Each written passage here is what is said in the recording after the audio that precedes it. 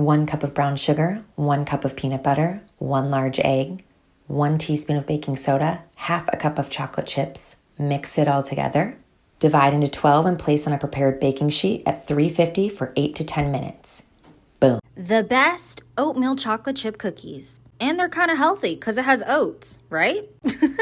I'm kidding. Don't come for me in the comments. Into a bowl, browned butter. If you don't know how to brown butter, you need to learn because this stuff is amazing. Then I added my 2 types of sugar, mixed it really well. Now I'm adding 1 egg and 1 yolk and some vanilla extract. Get a good arm workout, mix that, set it aside, and now on to those dry ingredients. We have baking soda, flour, oats, salt, chocolate chips, and not necessarily in that order. Give those a really good mix in, and then you want to go back and grab that sugar butter mixture and add that in, and we just want to mix it until combined. We're trying to get that cookie dough texture. Once you do that, we're going to chill it for like an hour. Now, I like to weigh my cookies to make sure that they all bake evenly, so I went for 100 grams. This resulted in 8 cookies for me, but you're also welcome to make them smaller. Now that they're lightly rolled, we're going to put them on a baking sheet. If you want more chocolate chips on top like these, go ahead and add some more chocolate chips to the top right before you pop them in the oven. I baked them for about 16 minutes, just until the edges are golden brown. Sprinkle a little sea salt on top and then enjoy. I've been obsessed with single serve recipes lately, and absolutely nothing beats an ooey gooey chocolate chip cookie. If you're in the mood to make the most delicious chocolate chip cookie without making a whole batch of 12, then this is the recipe for you. Just start by adding some softened butter, 1 egg yolk, 3 tablespoons of brown sugar, 1 tablespoon of white sugar, and mix.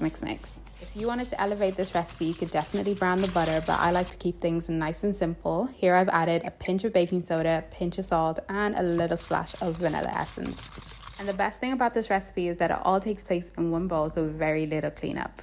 Here I've added the flour and 1 tablespoon of cornstarch. It's totally optional, but it makes for a super chewy cookie. Now for the best part, adding the chocolate, measure as your heart desires. So for best results, I would advise putting it in the freezer for at least 30 minutes, and if you can make it to 2 hours, then even better.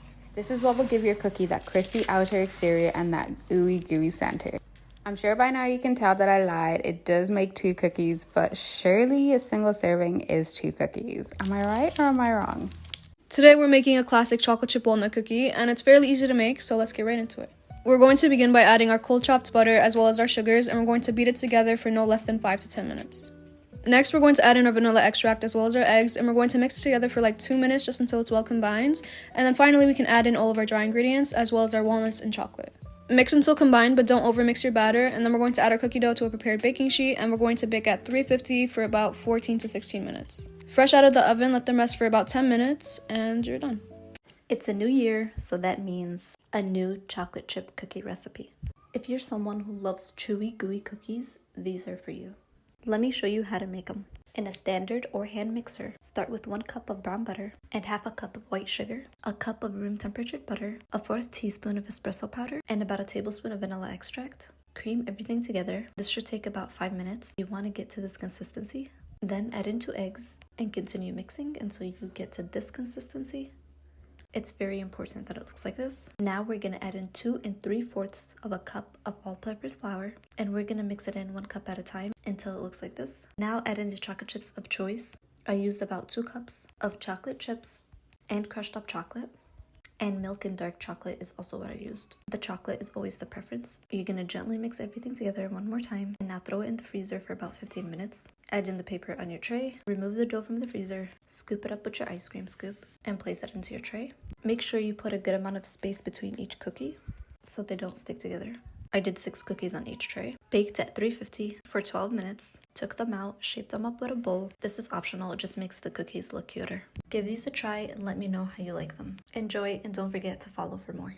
As someone who loves a little sweet treat after dinner, I find myself always making these single-serve double chocolate chip cookies that are so amazing and flavorful, so let's make them together today. The first step to making these cookies is to cream together our butter and our dark brown sugar really well so it is nice, light, and fluffy. I like using dark brown sugar for this recipe because it does have that extra molasses and so that extra delicious flavor. And then to that, we are going to add our vanilla extract followed by our egg yolk. You don't want to add the egg white just because this is not an entire cookie recipe. It is a single serve cookie recipe. Once all of that is creamed together really well, we are going to add all of our dry ingredients, our cocoa powder, cornstarch, flour, baking powder, and just a little bit of salt to bring out all the amazing flavors. And then all that's left to do is to combine everything together, making sure not to overmix. And just at the end, you are going to add your chocolate chips or chocolate chunks.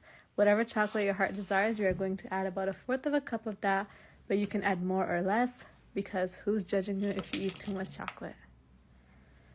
And what's also super amazing about this recipe is depending on the size of your cookie, you are going to make about 2 to 3 cookies. And so more cookies to enjoy for you or for you and a significant other.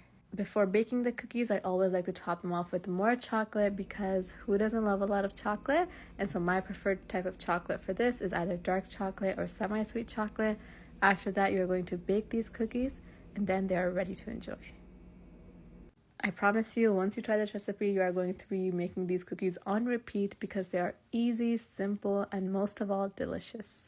I made the most incredible Kinder Loaded cookies ever. They were soft, chewy, chocolatey, absolutely delicious, and so simple to make. To make these cookies, I used my new Houseware M5 stand mixer. I used 1/2 cup of cold unsalted butter and added it to the bowl. I placed in the paddle attachment, and what I love about this mixer is that it is touchscreen and has a built-in timer. What a game changer. I set the timer for this, which was 2.5 minutes, and the way the butter whipped up was insane. Next, I added in both of the sugars and beat this for around 2 to 3 minutes, adjusting the speed. I have never in my life seen butter and sugar cream like this. I am so genuine right now, I promise. If I used a hand mixer, my arms would fall off.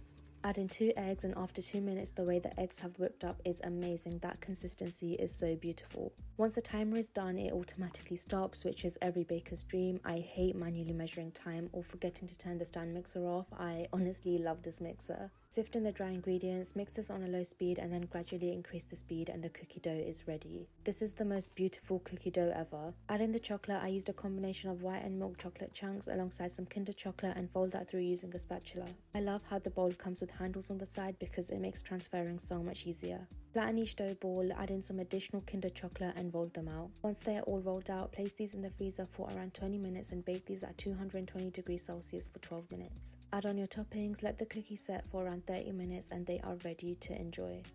I made fruity pebble cookies and they were soft, chewy, buttery, and crispy. Let's make them.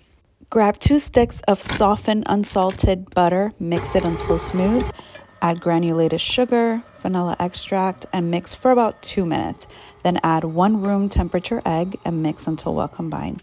Add the flour, baking soda, baking powder, cornstarch, and salt. The cornstarch is going to help get them nice and soft. Add the fruity pebbles. You don't have to chill the dough. So if you have all the ingredients on hand, you can have these cookies in under 20 minutes. Divide the cookie dough into balls, then roll them in fruity pebbles to coat evenly. Bake the cookies for 12 minutes at 350 degrees and enjoy them while they're nice and warm.